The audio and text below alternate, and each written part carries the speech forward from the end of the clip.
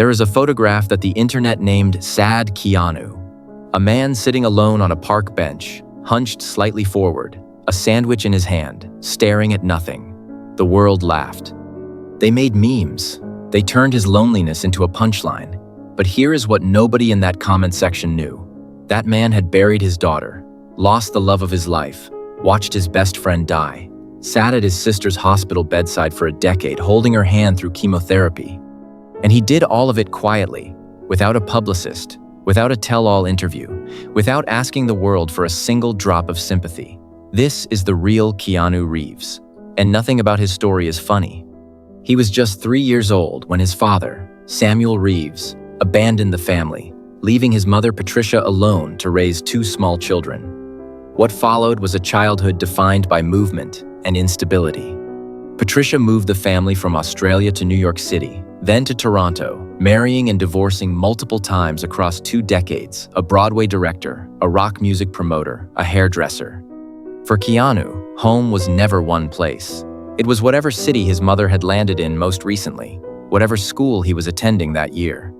He attended 4 separate high schools in total, never fully belonging anywhere, never fully settled, always the new kid carrying more weight than anyone around him could see. He battled dyslexia throughout his education in an era when learning differences were not understood, not supported, and not treated with kindness. He was labeled slow, difficult, a problem. But inside that classroom where the words wouldn't stay still, there was a boy who could become anyone, who could hold a room with nothing but presence. Who understood, instinctively, what it felt like to be misunderstood. Those years of quiet humiliation became the foundation of his greatest gift as an actor, the ability to carry pain without performance, without decoration, to simply be in it.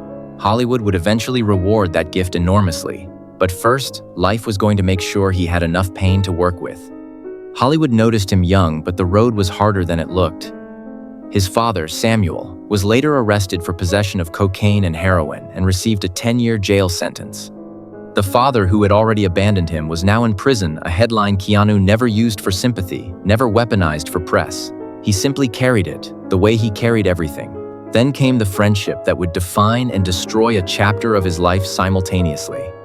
He met River Phoenix, a connection so immediate, so deep, that Keanu drove over 1,000 miles on his motorbike just to hand River a script he thought was perfect for him. That friendship was the closest thing to brotherhood he had ever known, and it was about to be taken from him without warning. It was during the filming of My Own Private Idaho that River Phoenix developed the drug habit that would claim his life only months after filming Wrapped. Keanu was 23 at the time of his best friend's death. 23 years old, and already he had learned what it felt like to lose someone irreplaceable. He barely had time to process that grief before the next blow arrived. Around the same time, his sister Kim, the person he called his closest friend in the world, was diagnosed with leukemia. When the pain got really bad, he would sit with her and hold her hand through every agonizing hour of treatment. He was grieving a best friend while fighting to keep his sister alive. Most people would have broken completely. He never did. Through all of it, through the grief and the hospitals and the sleepless nights, Keanu Reeves kept working. Speed, Point Break, Bram Stoker's Dracula. And then, in 1999, came The Matrix, a film so groundbreaking, it changed cinema permanently and made Keanu Reeves one of the most recognizable faces on Earth. He had finally arrived. The boy who grew up with no father, 4 high schools and dyslexia, was now the biggest action star in the world. In 1998, he met Jennifer Syme, an actress and personal assistant, and fell instantly and deeply in love. She became pregnant. For the first time in his adult life, Keanu Reeves allowed himself to believe that the universe owed him something beautiful. He was wrong. And what happened next would change him forever. On the 24th of December, 1999, Christmas Eve, Syme delivered their stillborn daughter, Ava Archer Syme Reeves, at 8 months. He really had his heart set on becoming a dad, a friend said at the time. He and Jennifer are undergoing grief counseling to try and help them cope with their anguish. The couple tried to survive the loss together. They couldn't. The relationship ended weeks later, not from a lack of love, but from a grief too enormous for 2 people to share without being crushed by it. And then, as if the universe had not yet finished with him 18 months later, Jennifer Syme was killed in a car accident.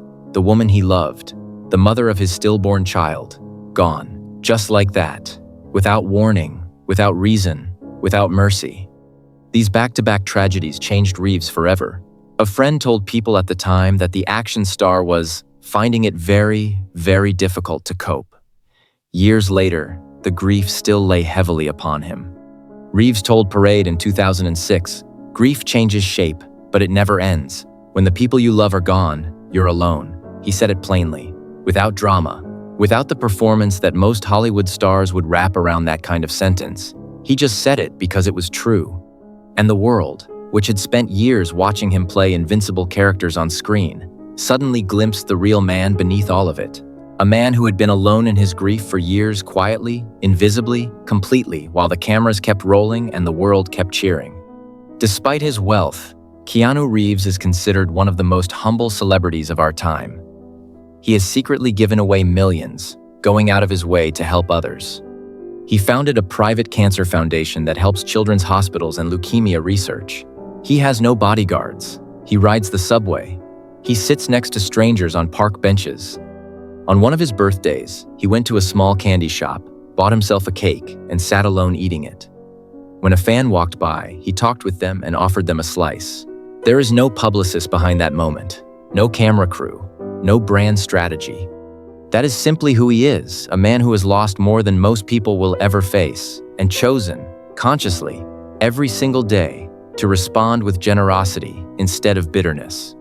So the next time you see Keanu Reeves on screen, in a meme, in a photograph sitting alone on a bench, remember everything behind that quiet face. The 3-year-old boy whose father left without looking back. The 3-year-old who lost his best friend and held his sister through a decade of chemotherapy in the same breath. The man who buried his daughter on Christmas Eve and lost her mother 18 months later.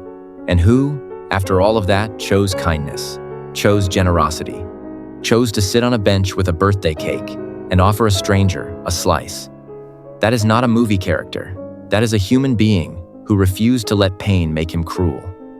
Subscribe to The Forge Files. Share this story and be a little kinder today.